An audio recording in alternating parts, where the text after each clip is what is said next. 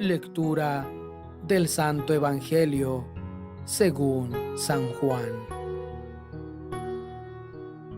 En aquel tiempo, Jesús se marchó a la otra parte del lago de Galilea o de Tiberíades.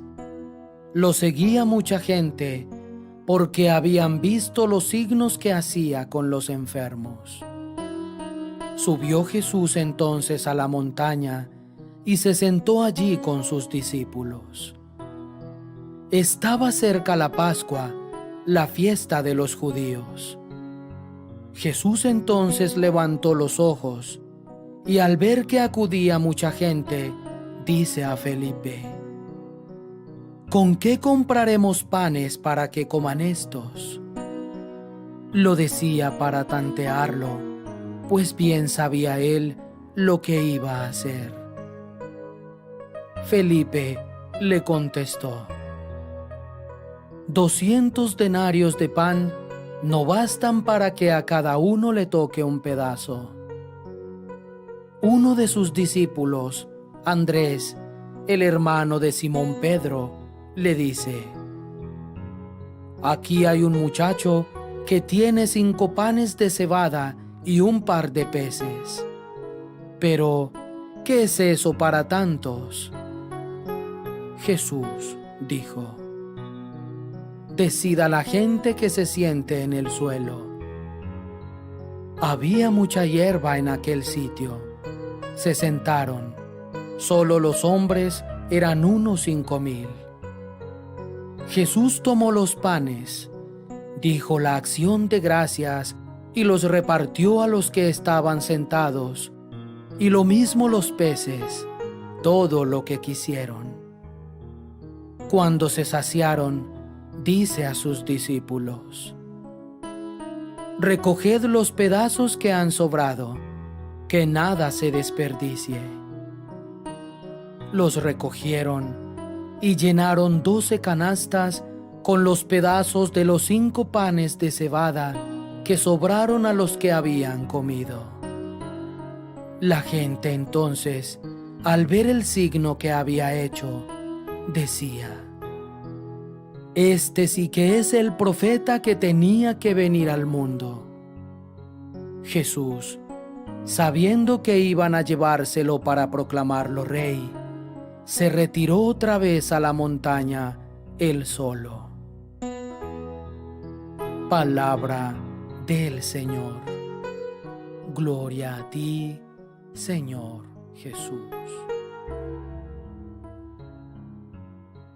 Queridos amigos, hoy con el signo, como llama San Juan, a los milagros, el signo de la multiplicación de los panes, comienza el discurso del pan de vida. En el Evangelio de San Juan, los grandes discursos de Jesús son precedidos por un signo. Jesús va a hablar del pan de vida, que Él es el pan de vida. Y por eso San Juan comienza con este gran signo de la multiplicación de los panes.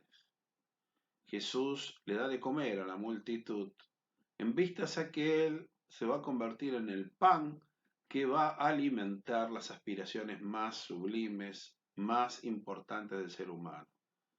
El pan que nos alimenta para la vida eterna. Pero antes de entrar en el tema del pan de vida, vamos a hablar de la vida por medio del pan. ¿eh?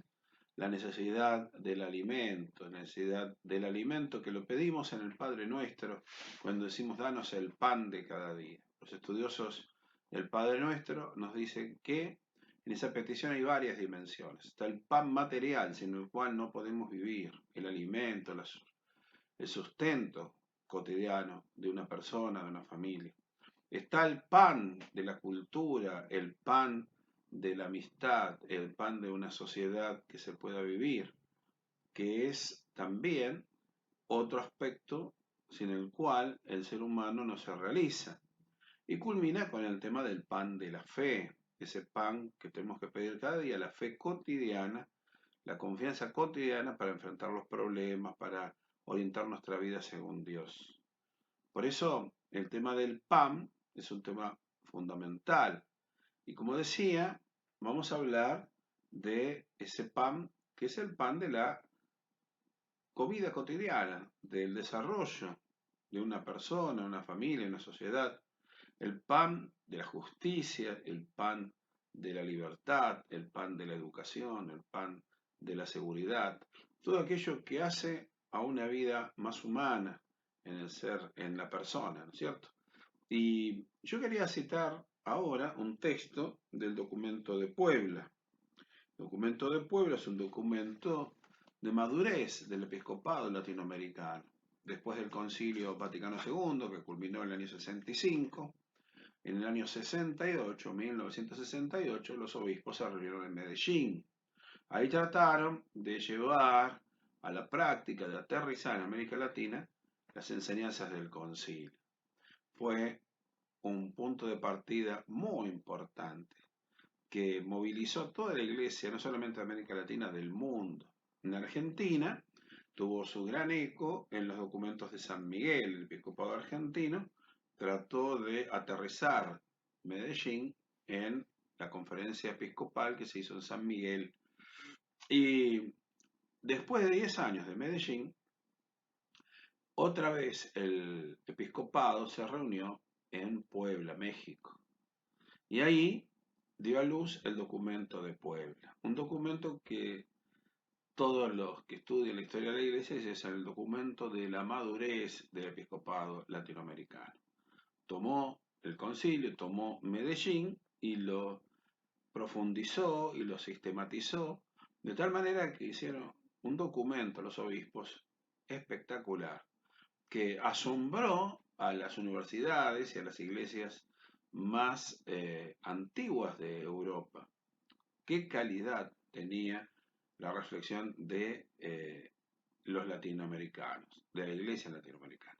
Ahí se contenía temas muy importantes como el tema de la pastoral de conjunto, el tema de la pastoral popular, el tema de la cultura, el tema de la liberación, de la teología de la liberación, y se habla también de las grandes dificultades del pueblo, ¿eh?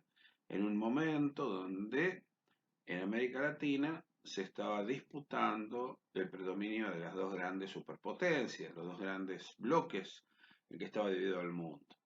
El bloque occidental, liberal, con Estados Unidos a la cabeza, y el bloque oriental, comunista, con Rusia y China y su portaaviones en América Latina, que era Cuba. Y entonces, ahí en ese contexto de la Guerra Fría y de la lucha caliente en nuestro continente, nuestra patria no fue una excepción, también los obispos se plantearon el tema de las ideologías, como la doctrina de la seguridad nacional, que restringía las libertades y que tenía consecuencias muy dolorosas que hemos sufrido también en Argentina, con desaparecidos, con represión, y la doctrina comunista que venía de los grupos subversivos que querían cambiar todo, llevando al pueblo a una cultura y a un estilo de sociedad que no era propia y que terminaba por esclavizar a aquellos que decían que querían liberar. En esa contienda nos vimos involucrados y tenemos sus consecuencias hasta hoy. Hasta hoy. Hay muchos trasnochados que hoy reivindican tanto la lucha de un lado como la del otro. ¿Eh? Y bueno, a río revuelto, ganancia de sinvergüenzas que lucran con subsidios, con preponderancia en los medios, con política, con todo eso.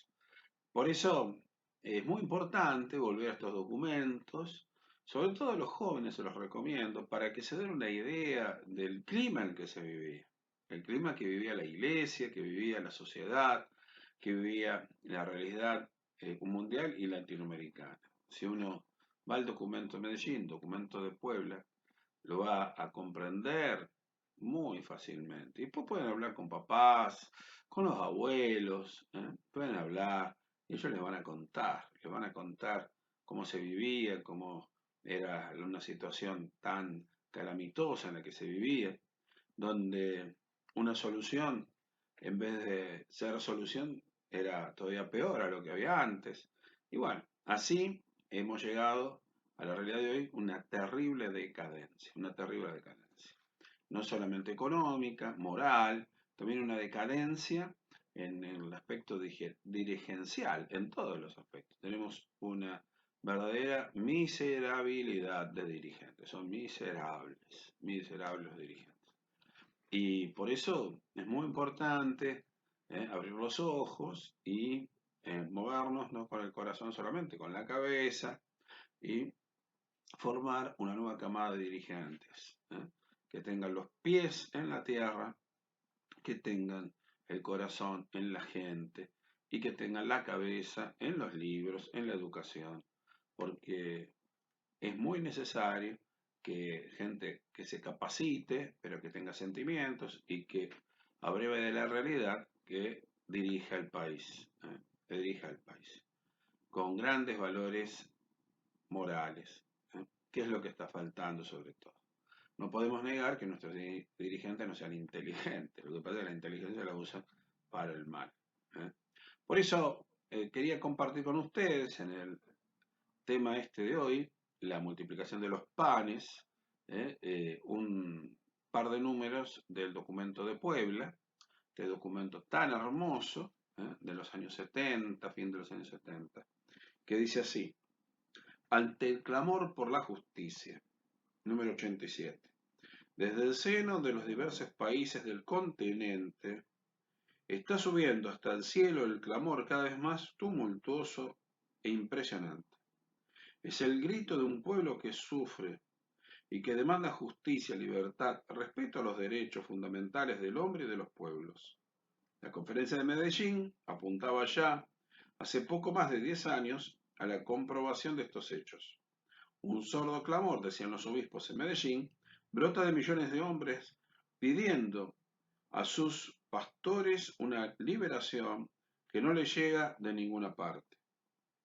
Mi clamor pudo haber parecido sordo en ese entonces, ahora es claro, creciente, impetuoso y en ocasiones amenazante. La situación de injusticia que hemos descrito en la parte anterior nos hace reflexionar sobre el gran desafío que tiene nuestra pastoral para ayudar al hombre a pasar de situaciones menos humanas a más humanas. Las profundas diferencias sociales, la extrema pobreza, la violación de derechos humanos que se dan en muchos países son retos a la evangelización. Nuestra misión de llevar a Dios a los hombres y a los hombres a Dios implica también construir entre ellos una sociedad más fraterna. Esta situación social no ha dejado de acarrear tensiones en el interior mismo de la iglesia, tensiones producidas por grupos que o bien enfatizan lo espiritual de su misión, resentiéndose por los trabajos de promoción social, o bien quieren convertir la misión de la iglesia en un mero trabajo de promoción humana. Aquí vemos, y lo dicen los obispos sin ocultarlo, que también en la iglesia había diferentes visiones. Entre ellas había grandes tensiones. Y la lectura de hoy nos dice que Jesús es un hombre práctico, es un hombre práctico. Él no entra en discusiones políticas de sectores, él no busca antes que nada hacer teorías sobre de dónde vienen los pobres, la pobreza. Ve pobres, ve gente necesitada y actúa. Eso es lo primero. Lo segundo, los obispos tienen una mirada clara sobre la realidad, reconocen lo que pasa. Y después de tener esta mirada clara, no sesgada, no una mirada que está cerrada por lo que a uno le importa solamente, van a los problemas serios. ¿Cuáles son las raíces de la pobreza? Para tratar de solucionarlo. Es una gran enseñanza la que nos dan los obispos. Hoy podríamos nosotros pedir a Dios la gracia de una iglesia que tenga ese mismo nivel que tuvieron los obispos de Medellín, de Puebla, y que esté a la altura de las circunstancias, con nuevos dirigentes, hombres y mujeres de la iglesia que hagan escuchar su voz, como decían también los grandes pastores de América Latina y del mundo, ser la voz de los que no tienen voz. Padre nuestro, que estás en el cielo, santificado sea tu nombre, venga a nosotros tu reino, hágase tu voluntad en la tierra como en el cielo. Danos hoy nuestro pan de cada día, perdona nuestras ofensas, o también nosotros perdonamos a los que nos ofenden. No nos dejes caer en la tentación y líbranos del mal. La Virgen nos cubra con su manto, San Francisco de Paula nos enseña a vivir la caridad, San José nos preste su hombro para apoyarnos en él, seguir andando y nos bendiga Dios Todopoderoso, Padre, Hijo y Espíritu Santo. Señor los acompañe.